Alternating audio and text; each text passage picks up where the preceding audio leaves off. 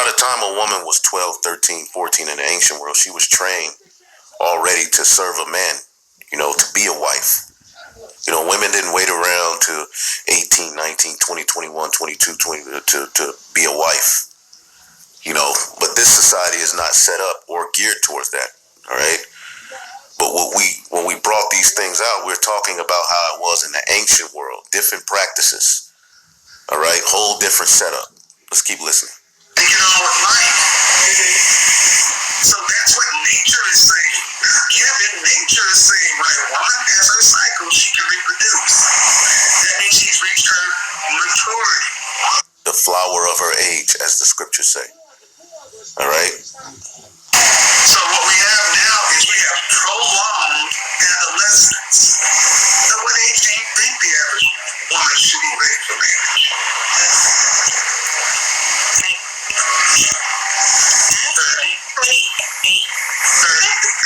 30. And this is insane.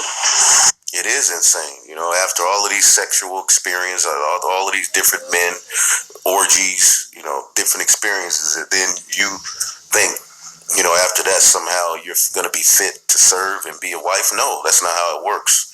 But this is why we have to get out of this toxic and destructive state. But the bottom line is we brought this out before, and, look at the like to dislike ratio. 1,000, all right, and 900 likes, 33 dislikes.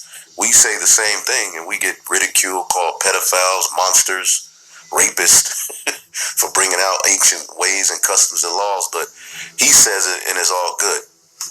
And that proves to you that, they hate him that rebuketh in the gate. Now, you had the likes of Polite and various different men use that as a talking point when dealing with the Israelites, and particularly Great Millstone. Well, didn't y'all say you could rape a 12-year-old girl? Think you do? Y'all pedophile?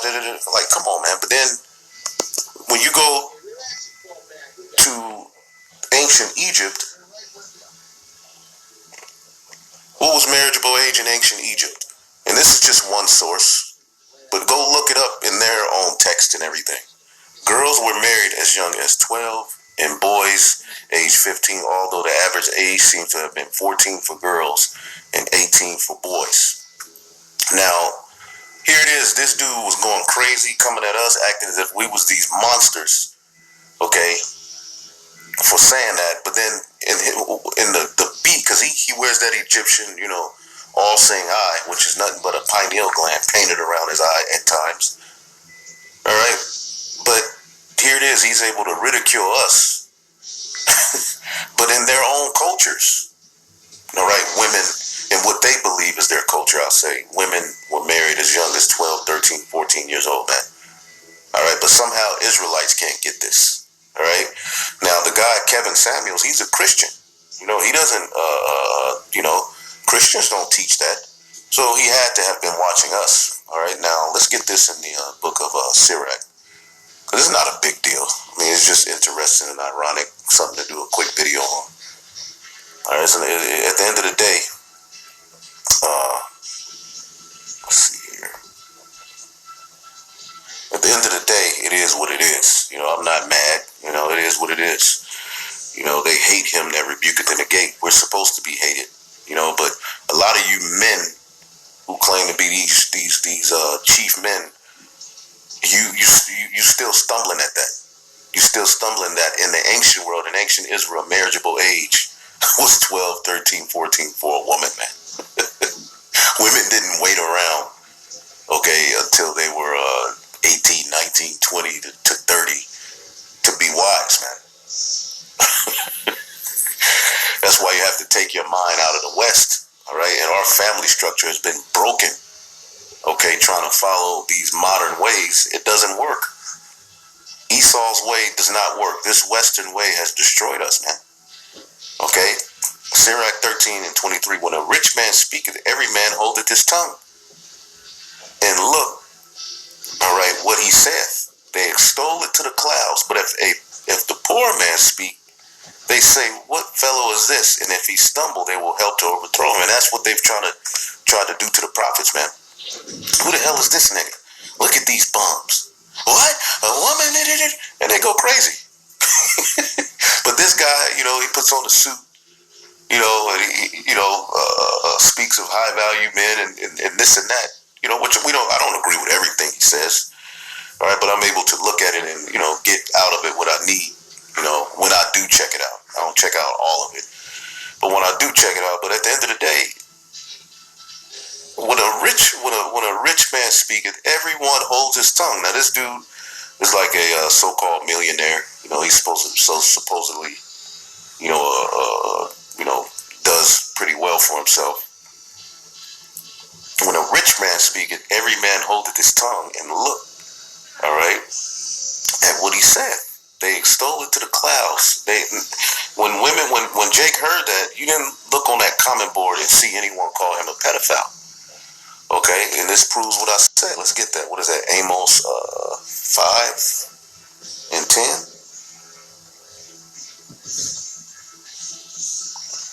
Let me get it here.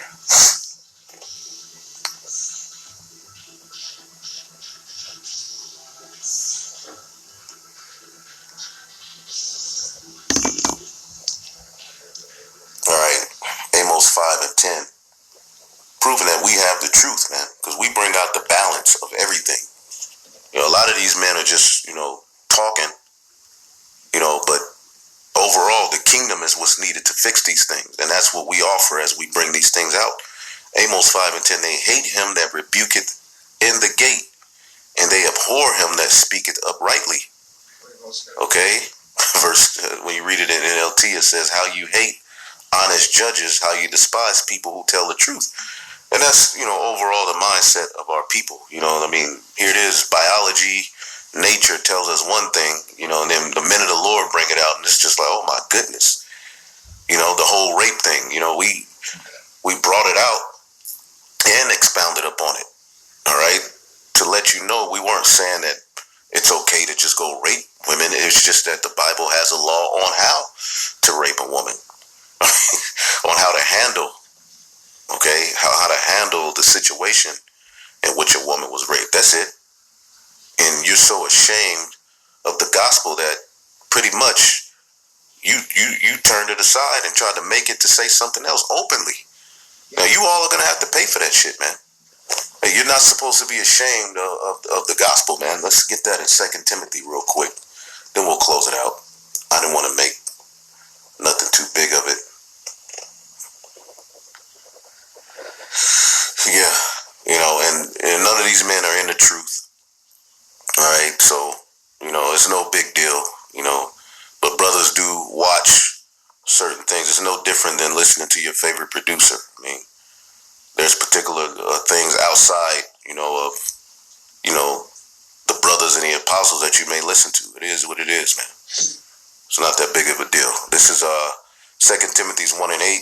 Be not thou therefore ashamed of the testimony of our Lord, nor of me his prisoner, but be thou a partaker of the affliction of the gospel according to the power of God, because the gospel, all right, is contrary to Western society, Western way. This way tells women, do as thou wilt, okay, play the field, do all of these things, but in the end, your value is destroyed. You have no understanding of how to be a wife, how to serve, okay? And we get on the men all the time, so don't come with this, what about the men? We always get on men, and there's little or no resistance when we get on men. It's when you get on the woman that people start to lose their mind, because that has been a stronghold used, a weaponized stronghold, might I add, used by Edomite supremacy to destroy, all right? And for years, all right, no kickback, nobody said anything, everybody bowed to it, all right? But we're living in a time where men are standing up in great boldness. When the scriptures say the righteous shall stand in great boldness before the face of such as have afflicted him, as to the women too, because you've been used as an oppressing tool. Simps, all of that, it's been used as a tool to destroy and uproot, the structure, man. All right, but at the end of the day, I just wanted to get into that. Let's see here. I'll leave it at that. Hopefully, I'll edify. Shalom.